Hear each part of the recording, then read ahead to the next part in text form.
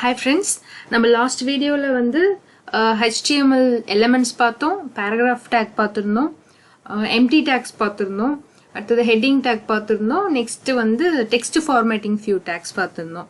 இப்போ அதை அப்படியே continue பண்ணலாம். Same HTML தான் இதுவும். இந்த வீடியோல இன்னும் சில tags நம்ம பார்க்கலாம். So நம்ம last time பண்ணிட்டு இருந்த ஃபைலே continue பண்ணலாம். So இன்னைக்கு first tag வந்து pre tag open பண்றேன், க்ளோஸ் பண்ணிக்கிறேன். So pre tag எதுக்கு யூஸ் ஆகுது அப்படின்னா கோட்ல கொடுத்தா ப்ரோக்ராம் எப்படி வந்து நமக்கு டிஸ்ப்ளே ஆகுமோ அந்த மாதிரி ஃபாண்ட்ல வந்து நமக்கு டிஸ்ப்ளே ஆகும். பட் ஆனா இந்த பிரேக் எல்லாம் இருக்கு இல்லையா, அதெல்லாம் நம்ம தான் கொடுத்தாகணும். இப்போ இதே வந்து நீங்க ப்ரீக்குள்ள கொடுக்குறீங்க அப்படின்னா நம்ம அங்க ஒரு என்ட்ரி கொடுத்துருந்தோம்னா அப்படியே அங்க வந்து டிஸ்ப்ளே ஆகும். ஒரு டேப் கொடுத்துருந்தோம்னா அந்த டேப் அப்படியே அங்க டிஸ்ப்ளே ஆகும். ஸோ எக்ஸாம்பிள் பார்க்கலாம். நான் ஜஸ்ட் ஒரு ஃபங்க்ஷன் எழுதுறேன்.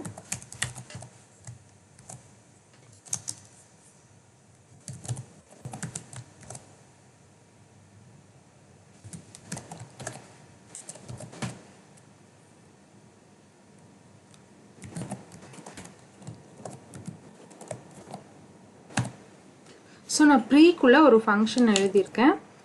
இப்போ நம்ம லாஸ்ட் டைம் நம்ம கொடுத்தப்ப பிரேக் கொடுக்கலன்னா எப்படி இருந்தது, இப்போ நான் ஜஸ்ட் என்டர் மட்டும் அடிச்சு கொடுத்துருக்கேன். இது எப்படி இருக்குன்னு நம்ம பார்க்கலாம்.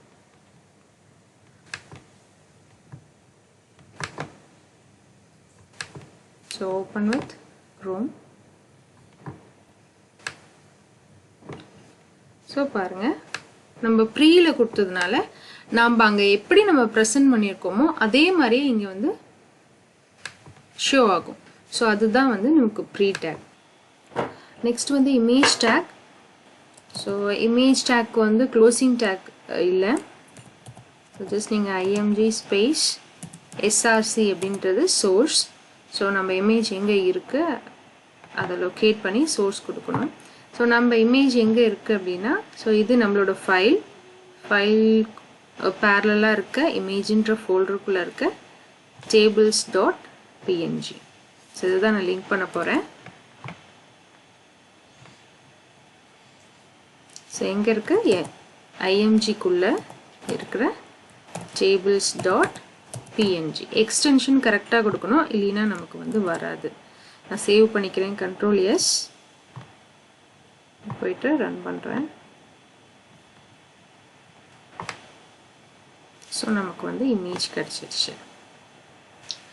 ஸோ நான் இப்போ என்ன பண்ணியிருக்கேன், நான் வெறும் சோர்ஸ்னு கொடுத்து இமேஜ் மட்டும் நான் லிங்க் பண்ணியிருக்கேன். இப்போ இதில் ஒரு சில அட்ரிபியூட்ஸ் பார்க்கலாம். Alt ALT அப்படின்ற ஒரு அட்ரிபியூட்.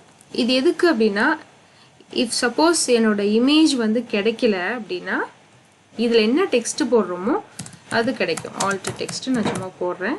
போட்டுட்டு இந்த PNGயை நான் கொஞ்சம் டிஸ்டர்ப் பண்ணி விடுறேன். ஸோ இப்போ இதை நம்ம ரன் பண்ணி பார்க்கலாம். So refresh. ஸோ நான் டிஸ்டர்ப் பண்ணதுனால இமேஜ் எனக்கு கிடைக்கல. அதுக்கு பதிலாக பக்கத்தில் ஆல்ட் டெக்ஸ்ட் அப்படின்னா நம்ம ஆல்ட்டுக்கு கொடுத்துருந்தோம்லே அந்த டெக்ஸ்ட்டு நமக்கு வந்து ஷோ ஆகுது. ஸோ நம்ம இமேஜ் கொடுத்துக்கலாம். So next attribute height with கொடுக்கலாம். இப்போ இமேஜோட ஆக்சுவல் ஹைட் ஆக்சுவல் வித்து வந்து நமக்கு இங்கே காமிக்குது. இப்போ நம்ம வந்து அதை ஹைட்டையும் வித்தையும் நம்ம வந்து மாற்றலாம். ஹைட் ஒரு 500 கொடுக்குறேன். இது நீங்கள் பிக்சல்னு கொடுக்கலாம், ஒரு எல்ஸ் வந்து 50% அப்படியும் கொடுக்கலாம். 50%னா ஆக்சுவல் ஹைட்ல இருந்து 50% எடுத்துக்கோ. ஓகே, நான் இப்போ வந்து பிக்சலில் கொடுக்குறேன்.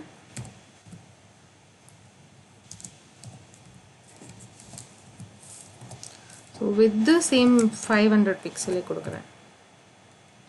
Ctrl+S ரெஃப்ரெஷ் பண்ணலாம். ஸோ நமக்கு வித்தியாசம் தெரியுது. 500 × 500க்கு வந்து சைஸ் வந்து மாறி இருக்கு. ஓகே, இப்போ இமேஜ் உங்களுக்கு வந்து புரிஞ்சிருக்கும்னு நினைக்கிறேன். இதை நீங்கள் வந்து ஹைட்டை நீங்கள் எப்படி வேணாலும் நீங்கள் சேஞ்ச் பண்ணிக்கலாம். ஹைட் நான் ஒரு 700 வைக்கிறேன். width வந்து ஒரு 1000 வைக்கிறேன் அப்படின்னா அதுக்கேற்ற மாதிரி அது ஸ்கேல் ஆகிக்கும். ஸ்கேல் ஆகிடுச்சு. ஓகே, அடுத்தது நம்ம நெக்ஸ்ட் டேக் வந்து டேபிள் டேக். ஸோ அதுக்காக தான் இந்த இமேஜ் எடுத்து வச்சுருந்தது.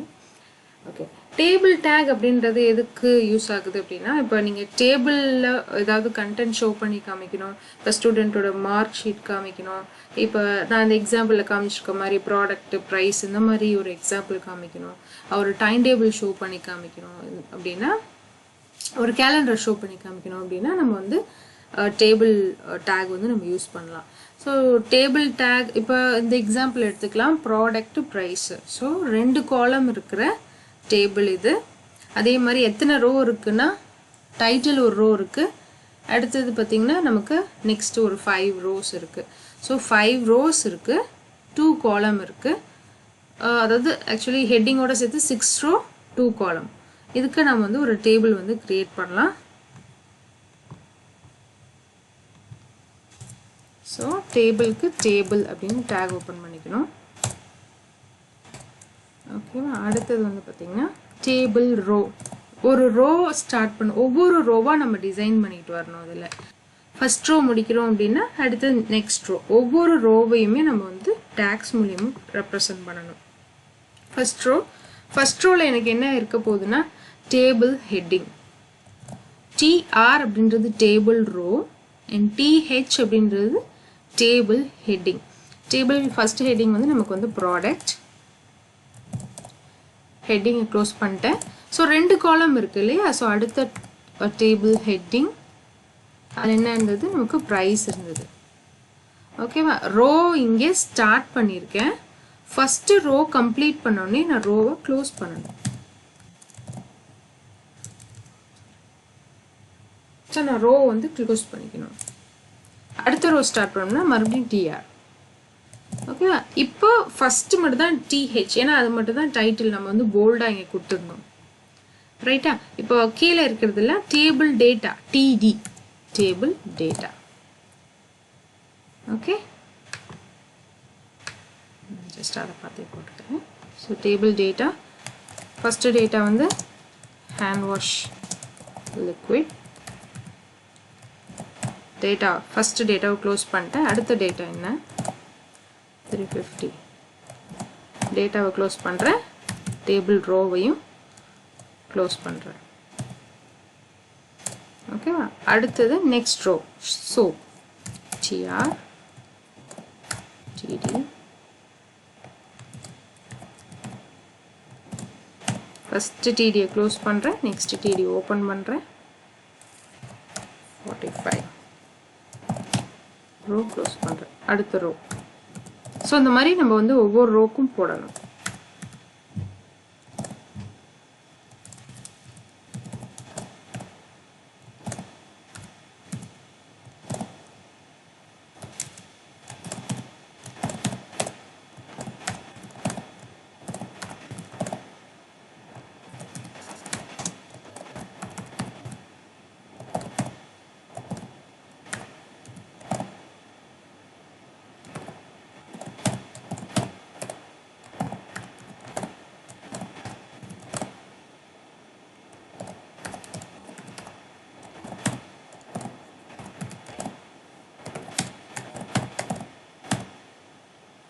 இப்போ நம்ம வந்து 5 ரோ டேபிள் டேட்டாவோட ஒரு ரோ டேபிள் ஹெட்டிங்கோட கிரியேட் பண்ணியாச்சு.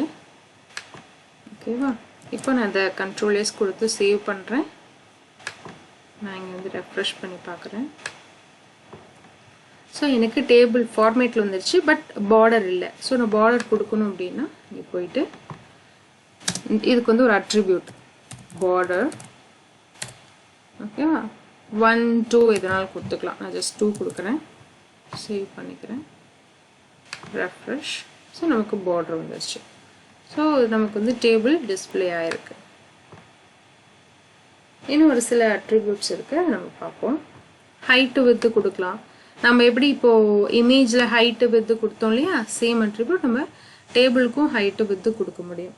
அடுத்தது வந்து பார்த்திங்கன்னா செல் பேடிங், செல் ஸ்பேஸ் அப்படின்னா ஒரு செல், இது வந்து ஒரு செல். ஓகே, பேடிங் அப்படின்றது பார்த்திங்கன்னா இதுக்குள்ளே கொடுக்குற டிஸ்டன்ஸ். இது நம்ம போட்டே பார்த்துடலாம்.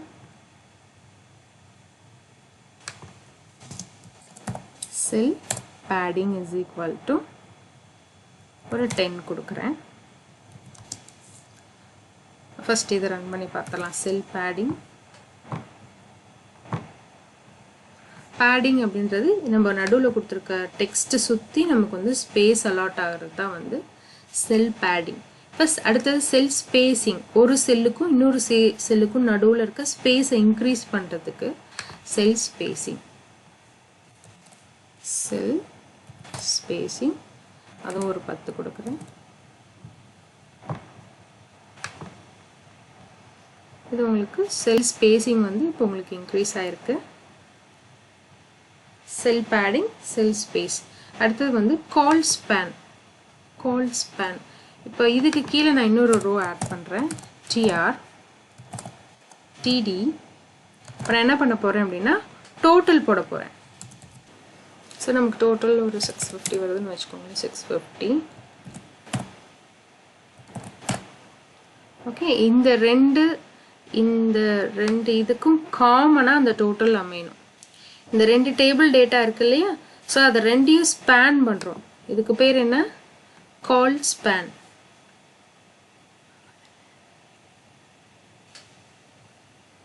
ரெண்டு காலத்தையும் நம்ம வந்து ஒன்றா பண்ணுறதுக்கு பேர் கால் ஸ்பேன். அந்த டிடியில் தான் கொடுக்கணும்.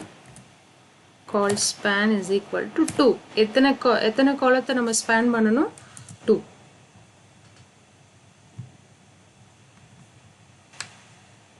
பாருங்க, இப்போ இது ரெண்டு காலமும் ஸ்பேன் ஆயிடுச்சு. ஸ்பேன் ஆகி நமக்கு ஒரே காலமாக காமிக்குது. இப்போ அடுத்தது பார்த்தீங்கன்னா இப்போ ரோ ஸ்பேன் பண்ணுறேன். Row span 2. ஓகேவா? இந்த பக்கெட்டை ரிமூவ் பண்ணுறேன். இந்த டிடியை ரிமூவ் பண்ணிடுறேன். இப்போ இந்த ரெண்டு இதுவும் ஸ்பேன் ஆகும். ஸோ நமக்கு ஸ்பேன் ஆயிடுச்சு. இதுதான் வந்து col span and row span. ரெண்டு காலமை கம்பைன் பண்ணுறது கால் ஸ்பேன், ரெண்டு ரோவை கம்பைன் பண்ணுறது ரோ ஸ்பேன். நீங்கள் 2ன்றது 4, 5 கூட கொடுத்துக்கலாம். நம்ம எத்தனை ஆக்சுவலாக நீங்கள் எத்தனை செல்லை வந்து நீங்கள் கன்கேட் பண்ணணும்னு நினைக்கிறீங்களோ நீங்கள் அத்தனை நம்பர்ஸ் வந்து மேலே கொடுத்துக்கலாம். அடுத்தது வந்து பார்த்தீங்கன்னா இதுக்கு பிஜி கலர் கொடுக்கலாம். அடுத்த அட்ரிபியூட் பிஜி கலர் மேலேயே கொடுக்குறேன். ஏன்னா காமனாக டேபிள்கே கொடுக்குறது பிஜி கலர். ஹெக்ஸாடெசிமல் நம்பர் கொடுக்குறேன். இது நான் தனியாக உங்களுக்கு நான் சொல்கிறேன் ஹெக்ஸாடெசிமல் நம்பர் எப்படி ஃபார்ம் ஆகுது அப்படின்றத. ஸோ நான் இப்போதைக்கு நான் ஒரு ஹெக்ஸாடெசிமல் நம்பரில் ஒன்று கொடுத்துருக்கேன். ஸோ நமக்கு பேக்ரவுண்ட் மாறிடுச்சு. ஸோ இது வந்து பிஜி கலர் அப்படின்ற அட்ரிபியூட்.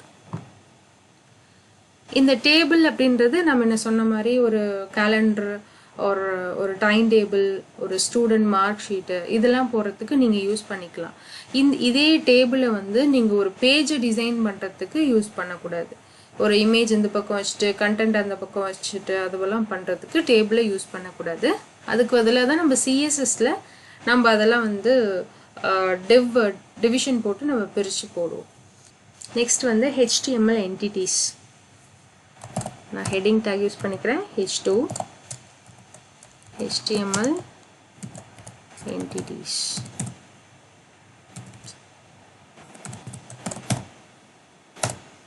HTML entities அப்படின்னா என்ன அப்படின்னா, இப்போ நம்ம இதில் வந்து ஸ்பெஷல் கேரக்டர்ஸ் யூஸ் பண்ணிட்டு இருக்கோம். இந்த டேக்லேயே வந்து பார்த்தீங்கன்னா ஒரு லெஸ் தென் சிம்பிள், ஒரு கிரேட்டர் தென் சிம்பிள், ஒரு ஸ்லாஷு, இதெல்லாம் வந்து நம்ம ஸ்பெஷல் கேரக்டரே வந்து உள்ள கோடிங்காக யூஸ் பண்ணிட்டு இருக்கிறோம். இப்போ இஃப் சப்போஸ் உண்மையாலுமே நான் வந்து A is less than B அப்படின்னு நான் வந்து ப்ரெசென்ட் பண்ணணும்னு வச்சுக்கோங்களேன். A லெஸ் தென் B இதை நான் வந்து ஷோ பண்ணி காமிக்கணும்னா அதுக்கு புரியாது. ஸோ அதை வந்து ஒரு டேகாக தான் எடுத்துக்கும். இப்போ நான் சேவ் பண்ணிட்டு ரன் பண்ணுறேன். A மட்டும்தான் தெரியும், ஏன்னா அது டேக்.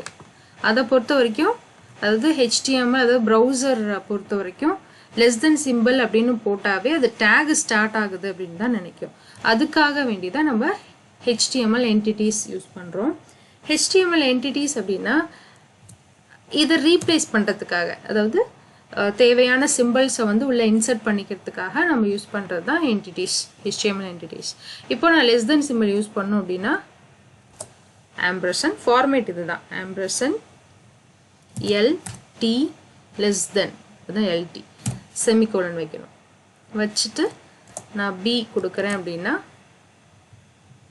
so நான் expect பண்ணது எனக்கு கிடைக்கும் A less than B ஓகேவா இப்போ காப்பிரைட் சிம்பல் வந்து நீங்க வெப்சைட்ல கீழ பார்த்திருப்பீங்க சோ அத நம்ம போடணும்னா அதே ஃபார்மட் ampersand copy semicolon இது நீங்க கொடுக்கறீங்க அப்படினா சோ உங்களுக்கு அந்த சிம்பல் கிடைக்கும் ஓகேவா இது வந்து இன்னும் லிஸ்ட் நீண்டிட்டே போகும் நீங்க டாலர் சிம்பல் போடுறதுக்கு ரூபீ சிம்பல் போடுறதுக்கு இந்த மாதிரி இந்த லிஸ்ட் வந்து இன்னும் நீண்டிட்டே போகும் நீங்க several symbols வந்து நீங்க யூஸ் பண்ணிக்கலாம் சோ அது வந்து நம்ம CSTECHNOPEDIAல பாத்தீங்கன்னா HTML entities அப்படினு ஒரு ஆப்ஷனே இருக்கு சோ அதுல பாத்தீங்கன்னா உங்களுக்கு ஃபுல்லாக்கு எத்தனை ஸ்பெஷல் characters இருக்கோ அத்தனை ஸ்பெஷல் charactersமே நம்ம வந்து லிஸ்ட் பண்ணி கொடுத்திருக்கோம் சோ அதுலயே உங்களுக்கு கீழ explanation இருக்கும் hash symbol யூஸ் பண்ணனும்னா ampersand num ஓகேவா இந்த நான் இப்போ போட்டு காமிச்ச ampersand copy அப்படின்றதுக்கு பதிலா ampersand போட்டு hashtag போட்டு நம்பர்ஸ் மூலமாவும் ரெப்ரசன்ட் பண்ணலாம் சோ ரெண்டு விதமா நம்ம வந்து HTML என்டிட்டியை வந்து ரெப்ரசன்ட் பண்ண முடியும் ஒன்னு வந்து வார்த்தைகளை கொண்டு ரெப்ரசன்ட் பண்ணலாம் இன்னொன்னு வந்து நம்பர்ஸ் கொண்டு ரெப்ரசன்ட் பண்ணலாம் ஏன் வந்து ரெண்டு டைப் இருக்கு அப்படினா இப்போ வார்த்தைகளை கொண்டு ரெப்ரசன்ட் பண்ணும்போது நமக்கு ஞாபகத்துல வச்சுக்க முடியும் அதனால நம்ம அது ஈஸியா நம்ம வந்து யூஸ் பண்ணிக்கலாம் இதே வந்து நம்பர்ஸ் கொண்டு நம்ம பண்றோம் அப்படினா வார்த்தைகள் புரியாத browserக்கு கூட நம்பர்ஸ் புரிஞ்சிரும் ஓகேங்களா அதனால நம்பர்ஸ் யூஸ் பண்றது யுனிவர்சல் அக்செப்டன்ஸ் எல்லா இடத்துலயுமே அது வந்து விசிபிள் ஆகும் ஒரு சில இடத்துல ஒரு சில நேம் வந்து நமக்கு தெரியாது சோ நம்பரா யூஸ் பண்ணா நல்லா இருக்கும் பட் நேம் வந்து நம்ம ஈஸியா memorize பண்ணிக்கலாம் அத வந்து HTML entities so next நம்ம இந்த tag பார்க்க போறோம் அப்படினா audio tag so இதுல வந்து என்னன்னா audio files வந்து நீங்க integrate பண்ணி பார்த்துக்கலாம் okay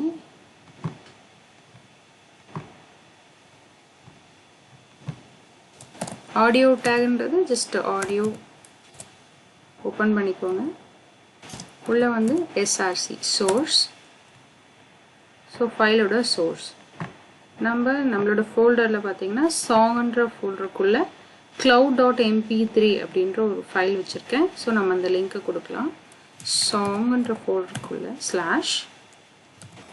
/cloud.mp3 ஓகேங்களா இதுக்கு முன்னாடி நம்ம வந்து controls அப்படினு சொல்லி ஒரு attribute இருக்கு அது நம்ம கொடுக்கணும் அப்பதான் நமக்கு வந்து ஆடியோ ஃபைல் வந்து அங்க ஷோ ஆகும் அந்த ப்ளே பட்டன்லாம் இருக்குது இல்லையா ப்ளே ஸ்டாப் அந்த பட்டன்லாம் வந்து ஷோ பண்றதுக்காக controls அப்படினு நம்ம ஒரு attribute யூஸ் பண்றோம் சேவ் பண்ணிட்டேன் நம்ம இப்ப போய் ரெஃப்ரெஷ் பண்ணி பார்க்கலாம்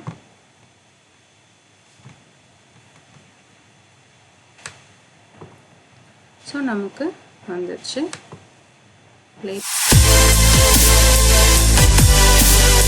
சோ இது ப்ளே ஆகும் நெக்ஸ்ட் வீடியோல ரிமைனிங் டாக்ஸ் எல்லாம் நம்ம பார்க்கலாம் இந்த வீடியோ உங்களுக்கு யூஸ்ஃபுல்லா இருந்திருக்கும்னு நான் நம்புறேன் பிடிச்சிருந்தா லைக் பண்ணுங்க சந்தேகம் ஏதாவது இருந்ததுன்னா கமெண்ட் பண்ணுங்க யாருக்காவது யூஸ்ஃபுல்லா இருக்கட்டும் ஷேர் பண்ணுங்க சப்ஸ்கிரைப் பண்ணி வச்சுக்கோங்க பெல் பட்டன் மறக்காம பிரஸ் பண்ணி வச்சுக்கோங்க Thank you so much for watching